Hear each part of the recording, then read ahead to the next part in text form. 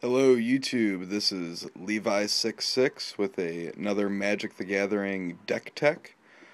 This is my grind deck. Now it's called grind because it does a couple things. It slowly grinds your opponent to a halt to where they pretty much can't do anything anymore, and it just makes people quit.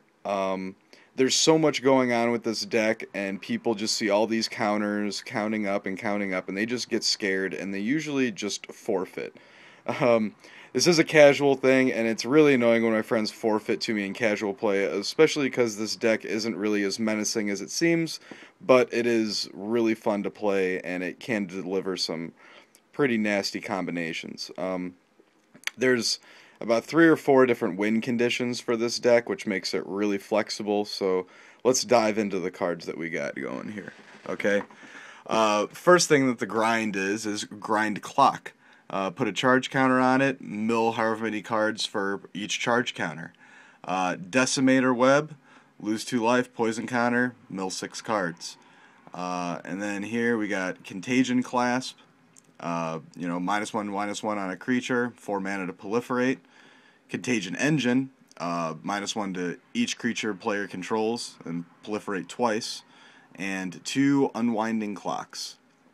Now, pretty much the whole basis with this is, you build up the grind clocks, or, use the decimator webs to just put some pressure on them. You mill a few cards off of them. They're thinking that you're just going to have to straight mill them out for the win.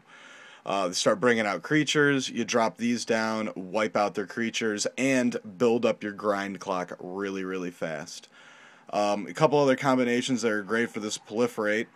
I have 4 Everflowing Chalices, 3 Surge Nodes, and 4 Voltaic Keys. Now, these 3 cards are just a pretty sweet combo within themselves. You can just bring out the Chalice for free, put a charge counter on it with the Surge Node for 1, and then untap it and throw another one on there. You can just keep buffing up your Chalice, start proliferating, that Chalice keeps going up. You get infinite mana with this deck relatively quickly. Usually turn 5, turn 6, I have about 14, 15 mana to play with, and with the high cost of all the proliferate and everything, it really makes it worthwhile.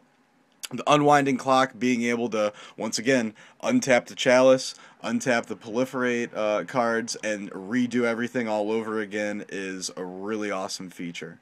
To help slow things down a little bit, there are some Trinket Mages just to get either get your Chalice, your Surge Node, or your Key out. And it's just a nice little 2/2 chump blocker. And 4 Guard Gomazoas, which are blocking any major damage you're going to take because it can't really be killed. Prevents all combat damage. The only spells I'm running in this deck are 4 Tezzeret's Gambit, draw 2 cards and proliferate. Great combo. If I don't want to use the extra mana, I can just, lose 2 life. Usually I'm not too low on life to not want to do that, so that's a great card to have in here. And the last is Echoing Truth. Return target non-land permanent and other permanents with the same name to their owner's hands. Now, this is good because if someone's playing like an elf deck, I can, dump all their elves back into their hand that all have the same name. If you got a bunch of Vampire Nighthawks that you don't want, on the board, you can bounce them back.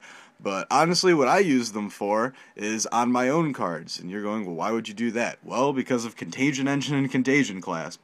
I usually bounce Contagion Engine back to my hand, or if I got multiple clasps, and no engine, but normally break the engine back to my hand, drop it back down again, everything gets a -1, start proliferating, and pretty much just wipe their field. Once you get all that going on, they're usually pretty much devastated because you've wiped their field a couple times. They're milling cards every turn. They're getting poison counters every turn. It's just a slow, gruesome death. And one way to make that slow, gruesome death a little bit faster is with Tezzeret the Seeker. Untapping artifacts for extra mana, more proliferate, so on and so forth. Searching my library. I've used him to search for Contagion Engine multiple times. And just a great alternate win condition. Once you've wiped them of all their creatures, you just -5 and take them out real quick, because all your artifacts become 5/5s. And with all the low-cost artifacts in this deck, there's no reason why you wouldn't be able to wipe them with that. Land base, all islands, running 20 islands even. Just because of the ever-flowing chalice, you don't really need any more than that. Usually I have a ton of extra mana, usually by turn 4 or 5 when I'm playing this game, so the mana base isn't really as relevant. Alright guys, like I said, this is my Grindclock deck. Well, just grind deck now. And I hope you enjoyed it. If you have any questions, comment below, and have a good one. Later, guys.